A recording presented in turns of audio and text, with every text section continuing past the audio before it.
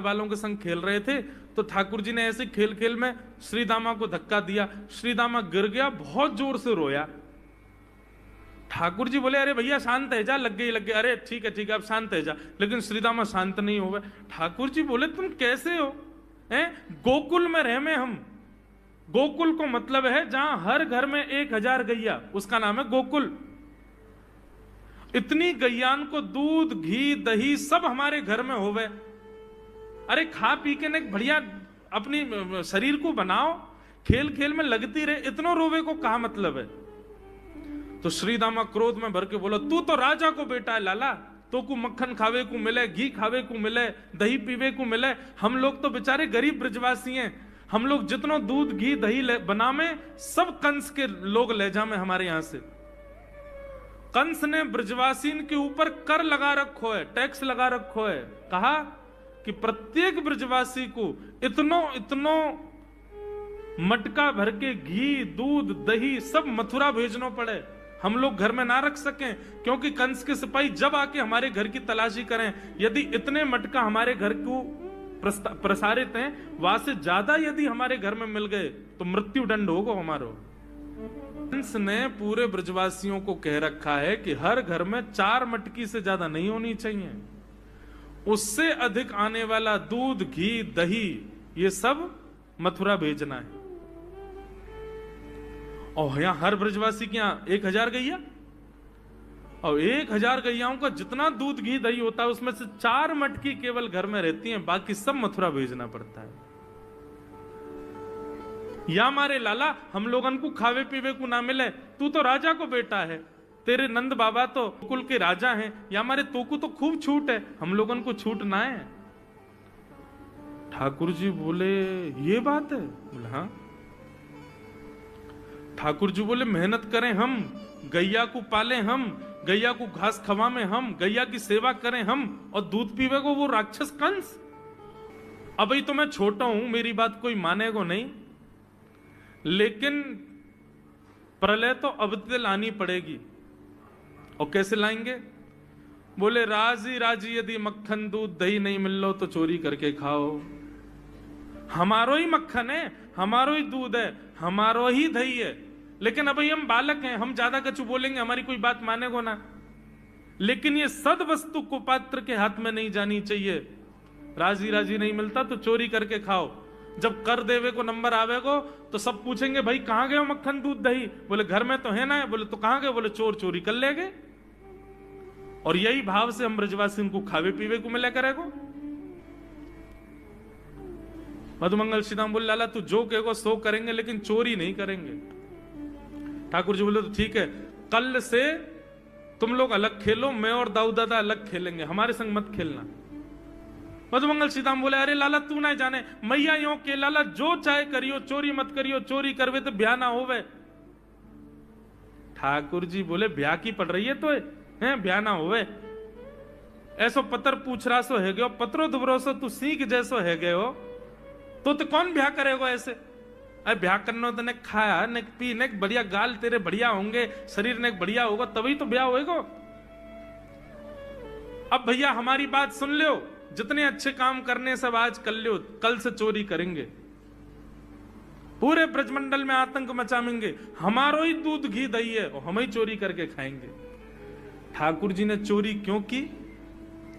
क्योंकि सारा गौरस बेवजह मथुरा भेजा जाता था, और मथुरा से कंस पूरे भारत में वितरित करके खूब धन कमाता था।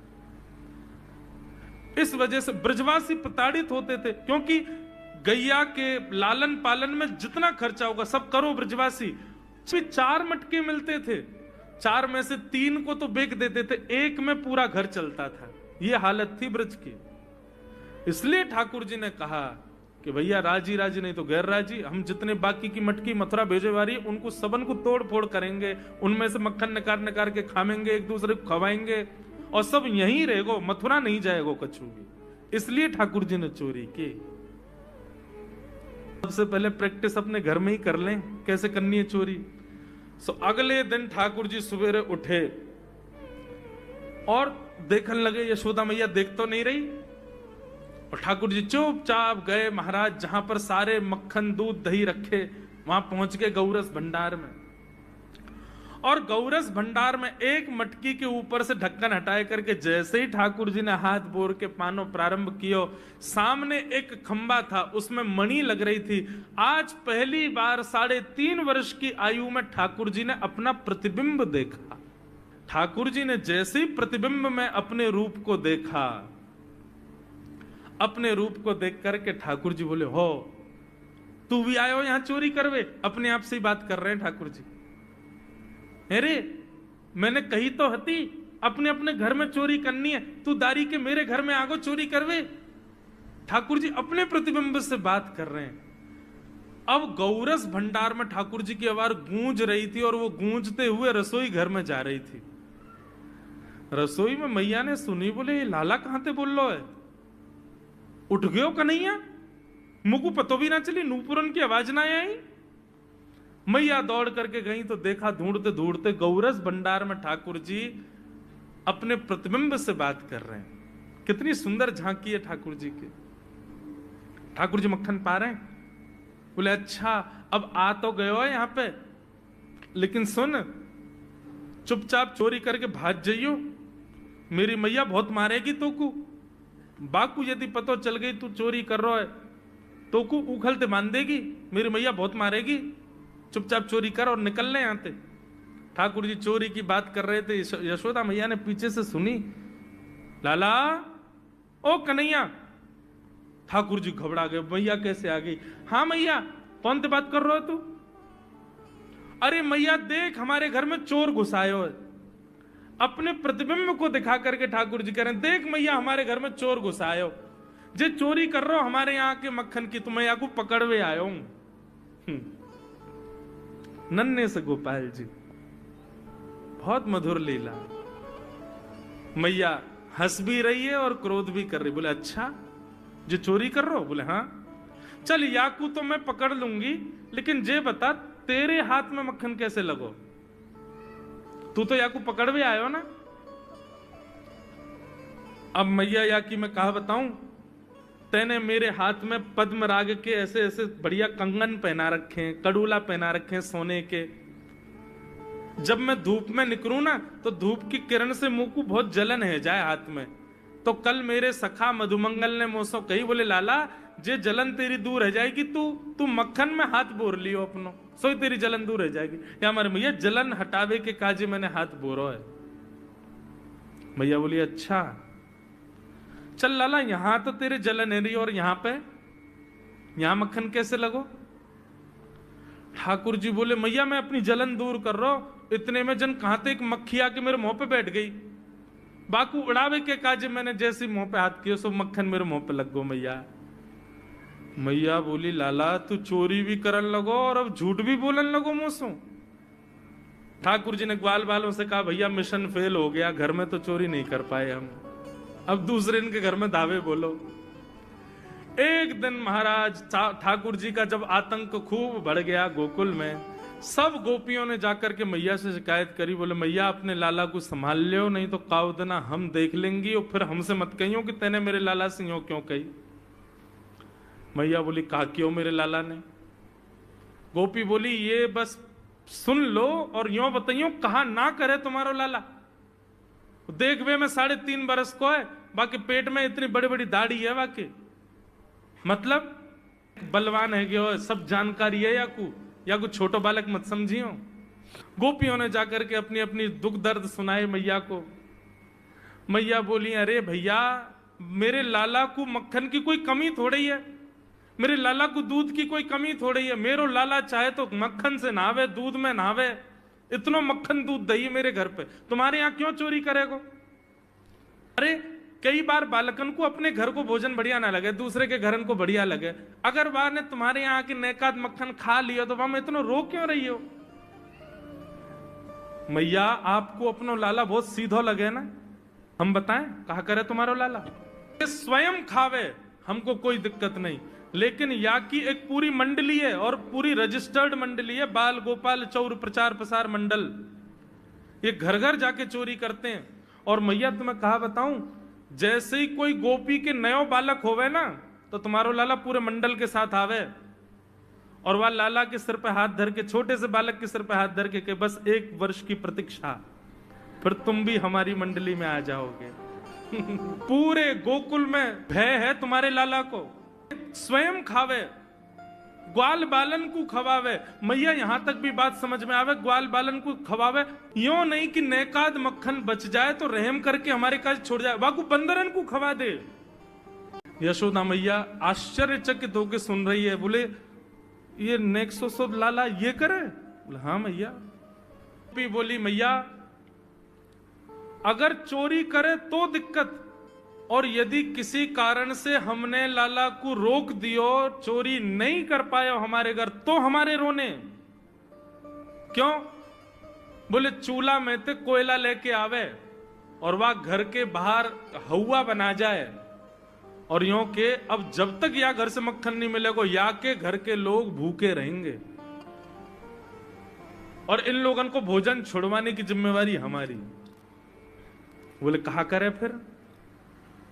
बोले मैया भोजन बनना होगा, चूल्हे पे भोजन रखो रे, तो ग्वाल बाल सब ताकते रहे कब भोजन बनने को समय आवेगो।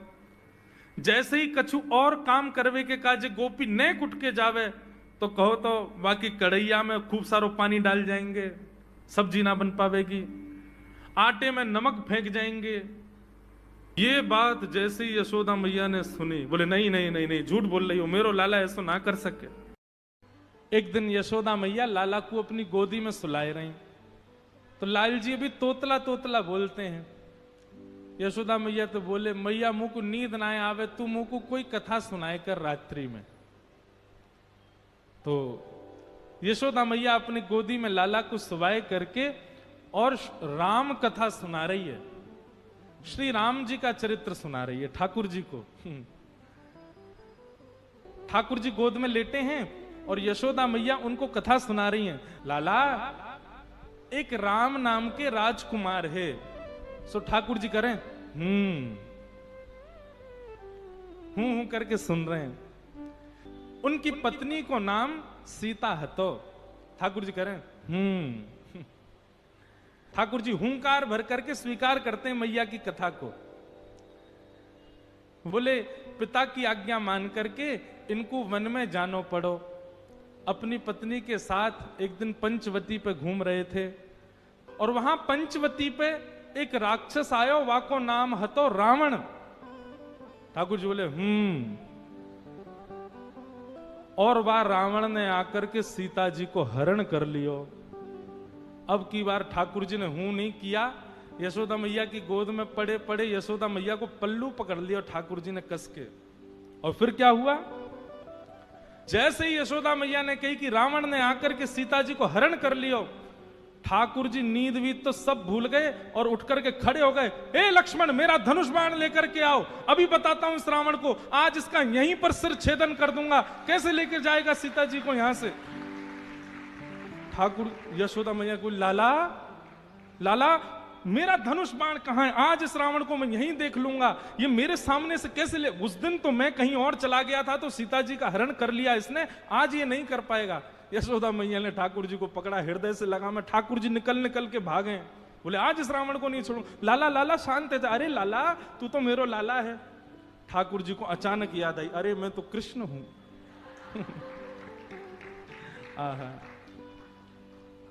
इस प्रकार ठाकुर जी कभी कभी आवेश में आ जाते, भूल जाते कि मैं कृष्ण हूं।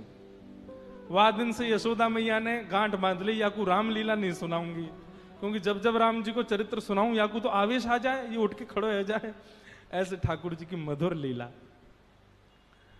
नन्हे से गोपाल जी, मैया यशोदा खूब आनंद कराती है ठाकुर जी को, हृदय से लगा करके खूब प्रेम करती है ठाकुर जी को। भगवान ऊधम करते हैं, ठाकुर जी चोरी करते हैं, तो जैसे ही गोपी को पता चलती है आज उसके यहां चोरी हुई, तो गोपी को चिंता होती है, क्यों मेरा मक्खन बढ़िया नहीं था, मेरे यहां क्यों नहीं करी। वो स्वयं भी चाहती है कि मेरे यहां लाल आमे, यहां आके चोरी करें। क्योंकि सब गोपियां जानती हैं कि ये श्री कृष्ण कौन है, साक्षात पर ब्रह्म है। कहीं ना कहीं चित्त में उनके में ये भाव आता है कि कृष्ण पर ब्रह्म है। गोपियों के यहां जा जा करके ठाकुर जी चोरी करते हैं। आहा, एक गोपी ने दूध में बढ़िया मिश्री डाली और मिश्री डाल करके दूध औटायो, औटा करके दूध को जमा के दही बना दियो, मिष्टी दही, मीठो दही जमायो। और मीठो दही जमा करके गोपी ने ऐसी जगह रखो कि लाला को मिलेगा ही नहीं। कहां रखो? मटकी रख करके, और वाके ऊपर सुंदर एक बैठवे को मूढ़ा रख के वापस स्वयं बैठ गई।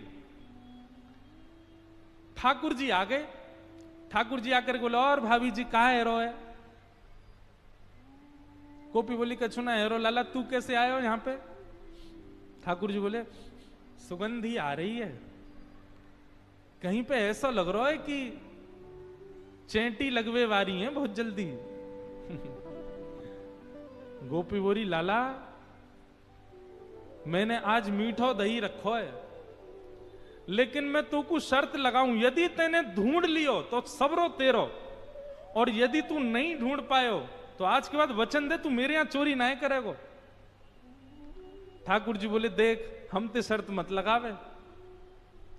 गोपी बोली, ना तो ती शर्त लगाऊंगी, यदि तेने ढूंढ लियो तो पूरा दही तेरो, और यदि तू नहीं ढूंढ पायो आज, तो आज के बाद मेरे घर चोरी ना करेगो। ठाकुर जी बोले, ठीक है लगी। इतने में ही भगवान ने कहा कियो, ग्वाल बाल सब संगे है। अच्छा, इतने ट्रेंड हो गए हैं कुछ ही दिनों में कि इशारों से ही समझ जाते हैं सब ग्वाल बाल ठाकुर जी क्या कह रहे हैं। ठाकुर जी ने सब ग्वाल बालों को इशारा किया। क्या इशारा किया? बोले, शाम का समय हो गया है, गैया दोहने का समय हो गया है, बाहर जाओ और गायों के सब बछड़ा बछिया खोल के भाग जाओ, सब रो दूध बछड़ा बछिया पी जाएंगे, दूध काटवे को मिलेगा ही ना। इतने में ग्वाल बाल दौड़ करके गए और गौशाला में जाके सब बछड़ा बछिया खोल दिए, और बछड़ा बछिया अपने अपने मैयान के थनन के मुख में लगा करके और पीन लगे। इतने में ही सब ग्वाल बाल आए, अरे गोपी तू यहां बैठी है, मां तेरी गैयान को सबरो दूध पी गए बछड़ा बछिया। गोपी ने उठ करके खिड़की में से देखी तो सब बछड़ा बछिया दूध पी रहे हैं। तुरंत भागी गौशाला को। ठाकुर जी ने मूढ़ा उठा के दूर किया और मिष्टी दही गोद में लेकर बोले, हम ते शर्त लगावेगी हैं? लेकर के बैठ गए। गोपी बोली, मैया ऐसा उदम मचावे तुम्हारो लाला, अब बताओ कहा करें? अब मैया को हंसी भी आवे और बीच में, नहीं मैं समझाऊंगी लाला को।